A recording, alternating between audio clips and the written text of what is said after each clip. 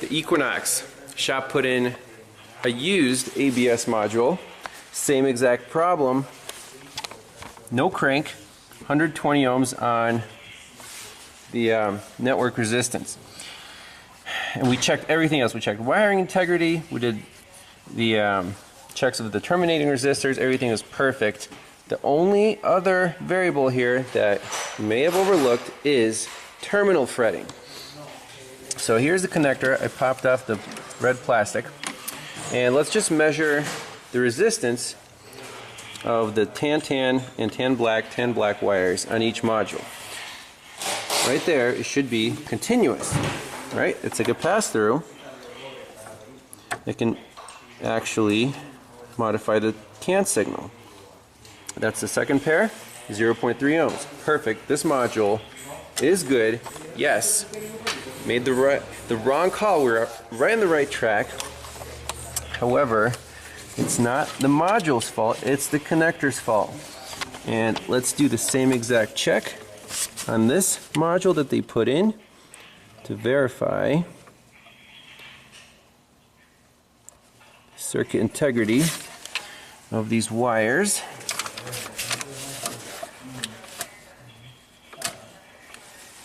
Right there, 0.3 ohms on that pair, and moving one pair up. So we should have done this before calling the module. Absolutely, this is a big learning experience here.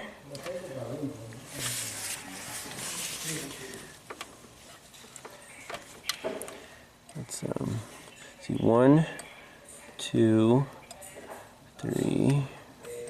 It's the fourth and fifth pins,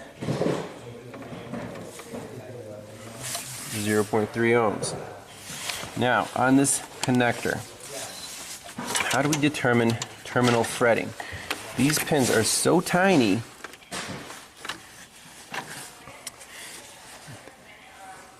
and the connector is right here.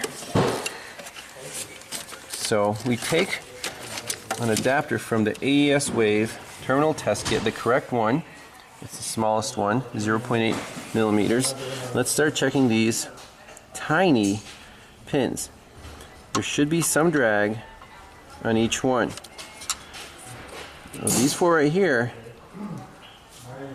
extremely loose. No drag, no drag, no drag.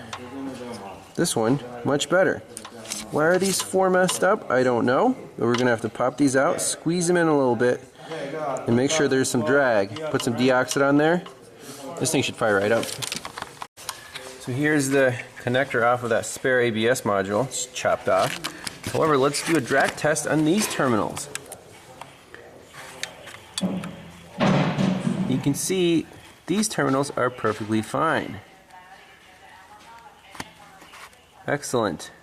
All four are good. So maybe the better solution here is get these out, get those out, and just solder on the ones from this replacement connector. That might be the better solution.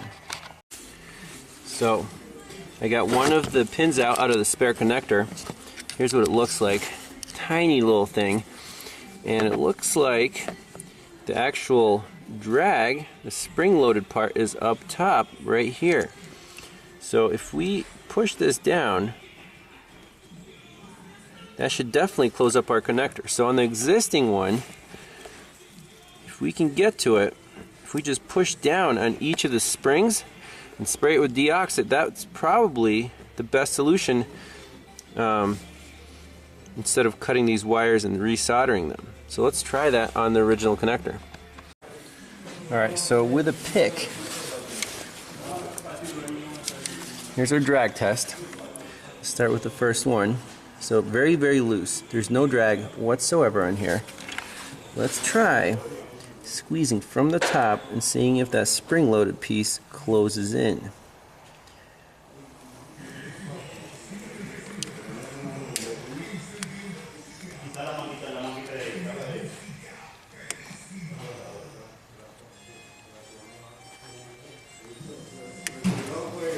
Let's see.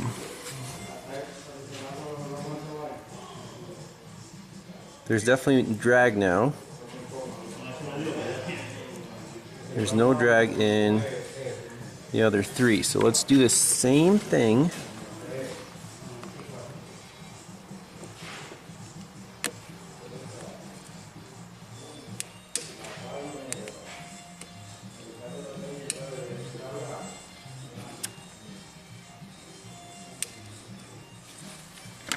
And make sure there's drag on each one of these. Oh, that one's tight. That one's tight. That one's tight. I don't like the 4th one. Let's try this one again.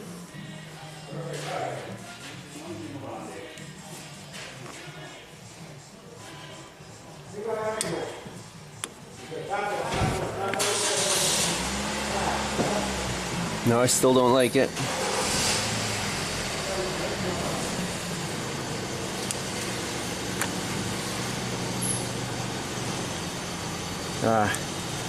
Pushed out of the connector.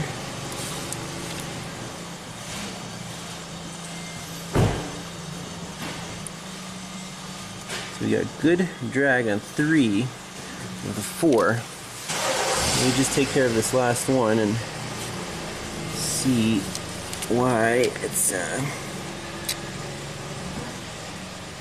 these pins are really a pain in the butt.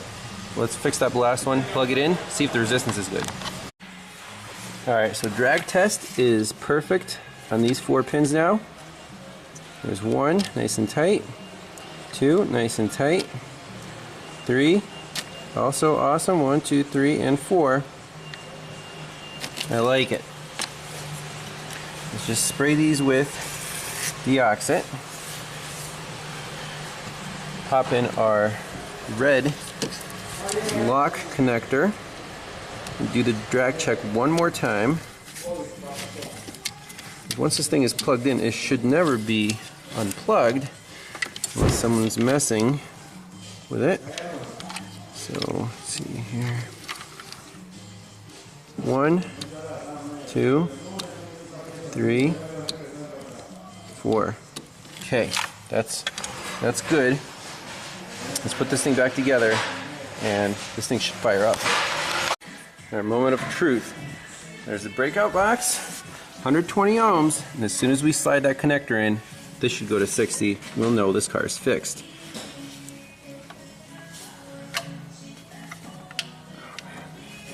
It's still 120. Unbelievable. What did... Still 120. It's crazy. It actually blows my mind. You fix the pins. Why would it be 120 still? Crazy stuff. Okay, so measuring at the connector again. The first leg of the circuit, which goes towards the back, towards the rear diff of the network, is 120 ohms. What about the other leg that goes towards the engine computer? Infinity. How is that possible? Everything's plugged in. Everything's good. So this is a problem. Let's take a close look at this wiring diagram. So we're having a problem in this leg of our network. Measure the resistance here, going that way, 120. This is all good. Measure the resistance here, it's not 120, it's really high. So where is the break? Connector C106. That's this guy right here. I unplugged it. I'm measuring the resistance going that way to the engine control module. Look, 120. We unplug the ECM, that value goes up. Plug it back in, 120. So anything from here going up is good.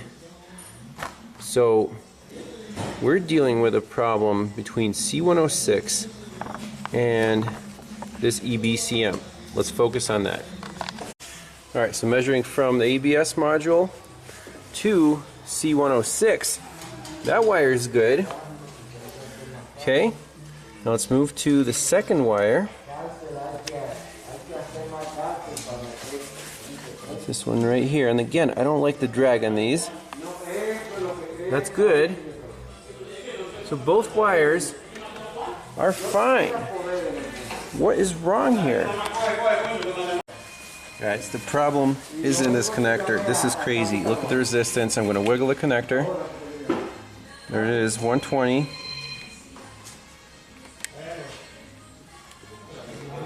Come on. There it is, 120. It's terminal fretting again.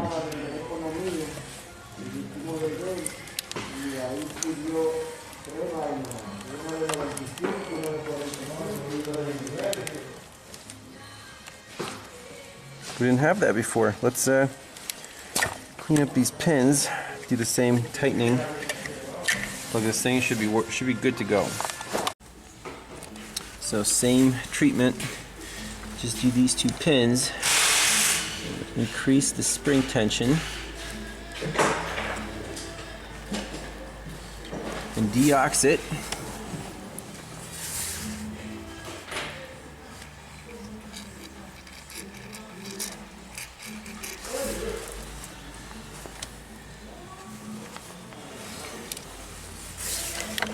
Let's see, put this guy in.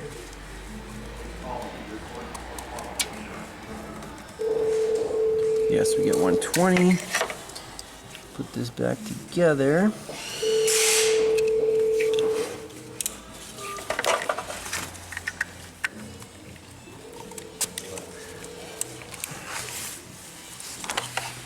Okay, I like it. So 120 on this pair now, and we should have 120 on the other pair. So I know we did this check before, and it showed good. There it is, 120. Middle pins, 120, very good. Let's plug this in. Measure at the breakout box. That's a beautiful sight. Excellent. Let's put in the battery. This thing should run and clear the codes. All right, we're in the car. Key on.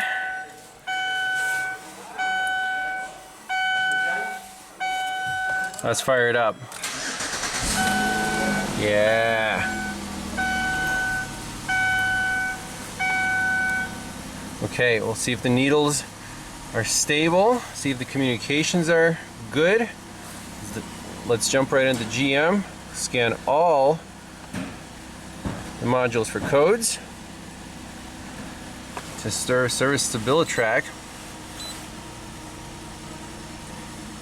service traction control,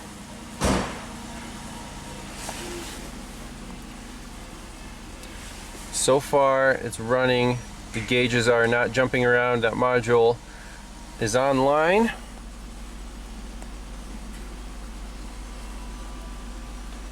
Yep. Hey, it says all-wheel drive.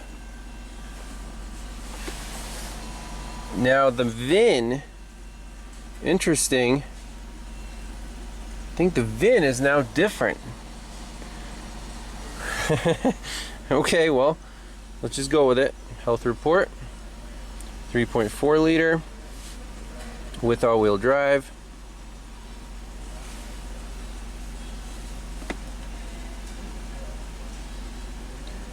And we're just going to scan all the modules, see what's going on here. Are these modules plug and play? That junkyard module, is that plug and play?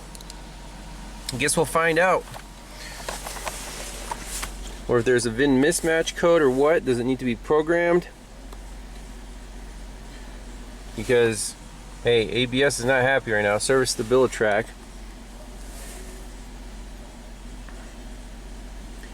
We'll see if we can scan the ABS module. But so far, this thing's running perfect. No glitches on the information display. Okay, fault report.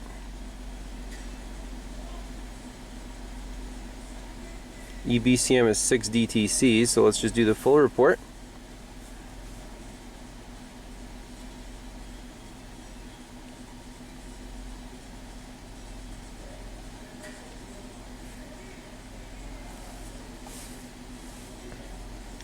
Okay, evap, CKP, variation not learned, battery above threshold, don't care, don't care, don't care. Lost communication, supplemental restraint, EBCM, steering position sensor malfunction, communication, steering, communication. Okay, let's just delete all these. So key off, key on. Clear DTCs. Yes.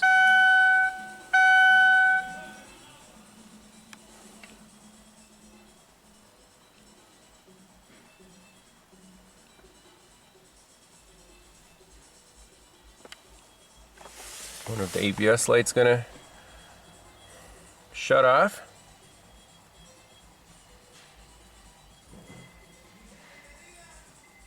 Aha. Bingo. Okay, key off.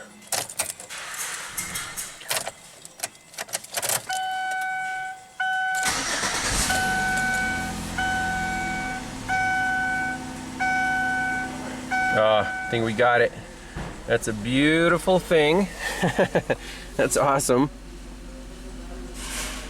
So now the only thing we have to do is do that crank variation relearn, but they'll have to install, you know, the proper battery and whatever. This is awesome. This car is now fixed. What are the lessons learned here? So the actual problem was terminal fretting, and I think the main one was at connector C106. Why did we not diagnose that right the first time? Well, when we checked the resistances the first time, if you remember, we had 120 and 120 on both sides of that ABS module, and therefore I'm like, well, it's a bad module. Then they put in the module, nothing, same symptoms. Plug in the ohm meter, same resistance at the DLC. So yes, this technically was a comeback. However, when we bypassed the ABS module the first time, the car ran fine. You know, the communication was a little wonky because the module was missing, but it started up and ran. We plugged the module back in, no crank. That's it, bad module, right? Not so fast. On these GMs, you have to check for terminal fretting using a drag test. I recommend the AES Wave adapter kit because it has nice adapters. You can feel the drag in the terminals. Pop the terminals off, beautiful. So, guess that's it. Thanks a lot for watching. I'll keep learning, and we'll see you next time. Bye-bye.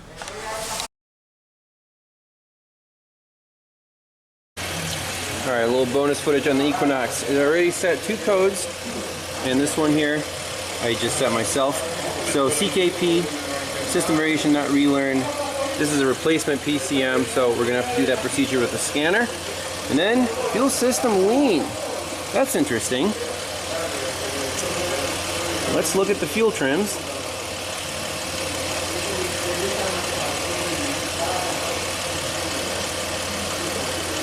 We selected the fuel trims.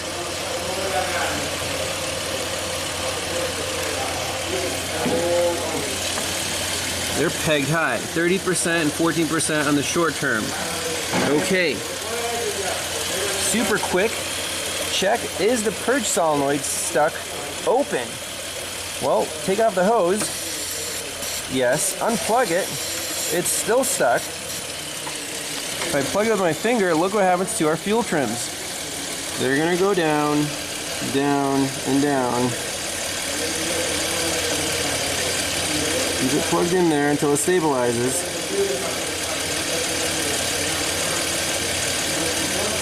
Minus 17, minus 15.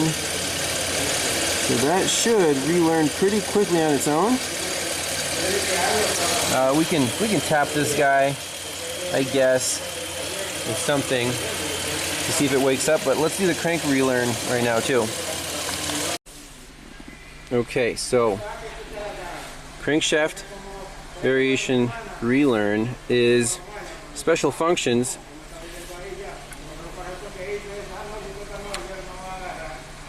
Okay, Okay.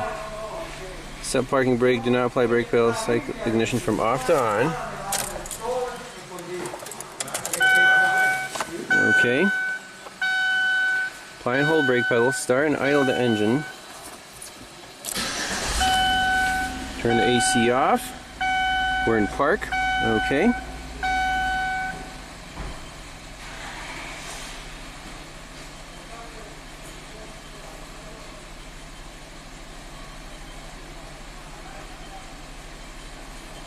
Accelerate to wide open throttle. Test in progress. Learn this ignition. Okay, so let's go right back into ECM, read fault code. There we go. And clear the codes.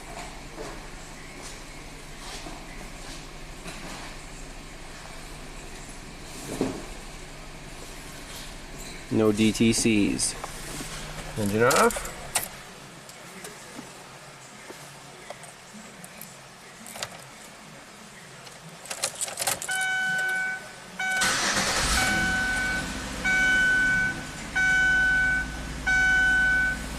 Alright, no warning lights. Read fault code one more time. I think we're in business. Alright, thanks a lot for watching. On to the next one.